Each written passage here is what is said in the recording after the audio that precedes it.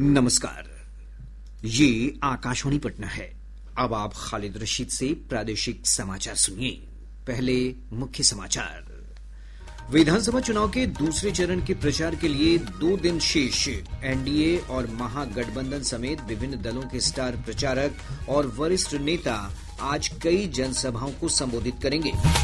भाजपा के स्टार प्रचारक और प्रधानमंत्री नरेंद्र मोदी आज सीतामढ़ी और बेतिया में चुनावी सभाएं करेंगे। राजद के वरिष्ठ नेता तेजस्वी प्रसाद यादव जमुई, नवादा, गया और जहानाबाद में करेंगे प्रचार। निर्वाचन आयोग ने कहा, बिहार विधानसभा चुनाव के पहले चरण की किसी भी सीट पर नहीं होगा पुनर्मतदान।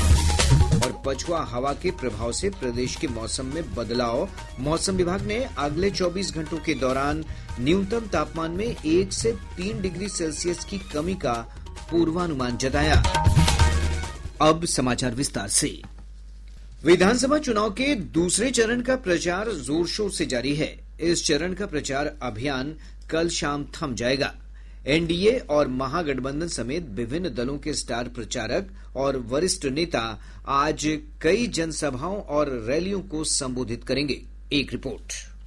भाजपा के स्टार प्रचारक और प्रधानमंत्री नरेंद्र मोदी आज सीतामढ़ी और बेतिया में चुनावी जनसभाओं को संबोधित करेंगे। वहीं भाजपा के वरिष्ठ नेता राजनाथ सिंह रोहतास और कैमूर जिले में अलग अलग 3 जनसभाओं को संबोधित करेंगे। भाजपा के वरिष्ठ नेता और केंद्रीय गृह मंत्री अमित शाह कटिहार में जनसभा को संबोधित करेंगे। उत्तर प्रदेश के मुख्यमंत्री और भाजपा के वरिष्ठ नेता योगी आदित्यनाथ पूर्वी चंपारण और गया जी में कई जनसभाओं में भाग लेंगे। एनडीए के प्रत्याशियों के समर्थन में मध्य प्रदेश के मुख्यमंत्री मोहन यादव बांका, मोतिहारी और गया जी में अलग अलग जनसभाओं में भाग लेंगे। वहीं कांग्रेस की वरिष्ठ नेता प्रियंका गांधी आज महागठबंधन के प्रत्याशियों के समर्थन में कटिहार में 2 जनसभाओं को संबोधित करेंगी। इधर महागठबंधन के मुख्यमंत्री पद के उम्मीदवार तेजस्वी प्रसाद यादव आज जमुई, नवादा, गया और जहानाबाद में 18 जनसभाओं को संबोधित करेंगे। इसके अलावा राज्य में चुनाव लड़ रही जनसुराज पार्टी, राष्ट्रीय लोक जनशक्ति पार्टी, बहुजन समाज पार्टी के वरिष्ठ नेता भी आज कई स्थानों पर रोड शो और चुनावी जनसभाओं में भाग लेंगे। धर्मेंद्र कुमार राय, आकाशवाणी समाचार, पटना।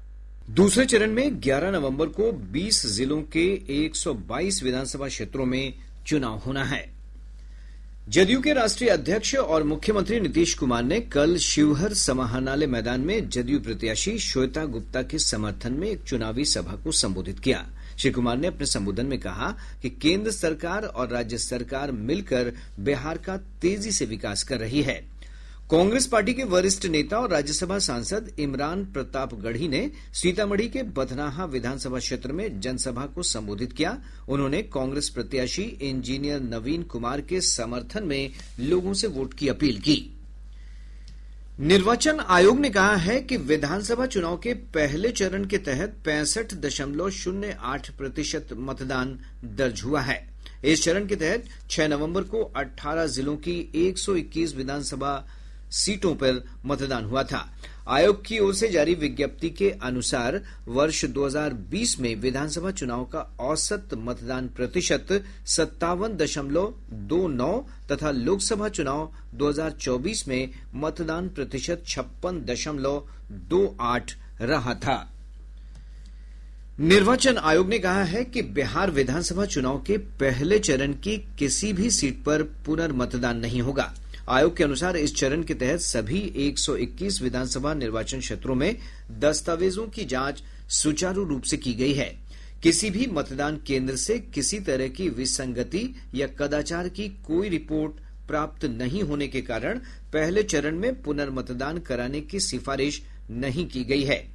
आयोग ने कहा है कि दस्तावेज जांच का कार्य आयोग द्वारा नियुक्त 121 चुनाव अधिकारियों और 121 सामान्य पर्यवेक्षकों की उपस्थिति में किया गया। जांच प्रक्रिया में लगभग 455 उम्मीदवारों या उनके एजेंटों ने भी भागीदारी की। पूरी प्रक्रिया की वीडियोग्राफी कराई गई थी। निर्वाचन आयोग ने पारदर्शिता को मजबूत करने और मतदान केंद्रों पर सूक्ष्म गड़बड़ियों का पता लगाने के लिए मतदान के बाद फॉर्म और मतदान के दिन के अन्य दस्तावेजों की जांच के संबंध में समेकित निर्देश जारी किए हैं। मुख्य निर्वाचन पदाधिकारी विनोद सिंह गुंजियाल ने विधानसभा चुनाव के दूसरे चरण के लिए होने वाले मतदान के दौरान कड़ी सुरक्षा व्यवस्था और नागरिक सुविधाओं की पर्याप्त व्यवस्था किए जाने के निर्देश दिए हैं। श्री गुंजियाल ने अधिकारियों के साथ बैठक में कहा कि दूसरे चरण में पूर्व में नक्सल प्रभावित जिले और पड़ोसी देश नेपाल और पड़ोसी राज्यों से सटे जिलों में चुनाव होना है। इस कारण पुलिस और प्रशासनिक स्तर पर समन्वय बनाकर रणनीति बनाई गई है। उन्होंने मतदान केंद्र पर पार्टियों के पोलिंग एजेंटों को फॉर्म सी की प्रति उपलब्ध कराने का भी निर्देश दिया है। दूसरे चरण के चुनाव के लिए निर्वाचन आयोग की ओर से संबंधित जिलों में तैयारियां जारी हैं। इसी क्रम में अररिया जिले के विभिन्न विधानसभा क्षेत्रों के लिए ईवीएम और वीवीपैट मशीनों का द्वितीय सप्लीमेंट्री रैंडमाइजेशन किया गया।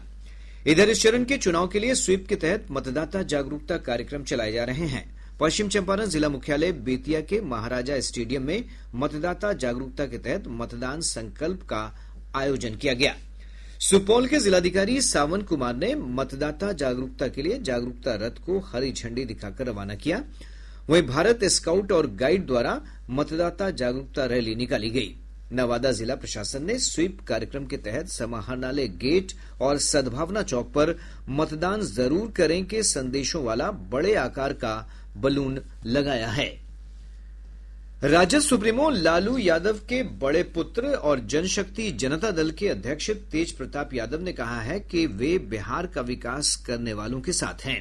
पटना हवाई अड्डे पर राजनीतिक विरोधी और भाजपा नेता रवि किशन से मुलाकात के बाद श्री यादव ने कहा कि जो बिहार की बेरोजगारी दूर करेगा वे उसके साथ रहेंगे। पहली बार रवि किशन जी से यहाँ मुलाकात हो गई तो क्या ही है, शुरू से जो बेरोजगारी मिटाएगा, जो रोजगार देगा, हम उसके साथ रहेंगे। प्रादेशिक समाचार आप आकाशवाणी पटना से सुन रहे हैं। ताजा समाचारों के लिए आप हमारे एक्स हैंडल AIR_News पटना पर जा सकते हैं। सर्वोच्च न्यायालय ने पटना उच्च न्यायालय के आदेश को निरस्त करते हुए कहा है कि बगैर जमाबंदी और होल्डिंग के जमीन की खरीद बिक्री हो सकती है। न्यायमूर्ति PS नरसिम्हा और न्यायमूर्ति जॉय माल्या बागची की खंडपीठ ने एक याचिका की सुनवाई के दौरान ये फैसला दिया।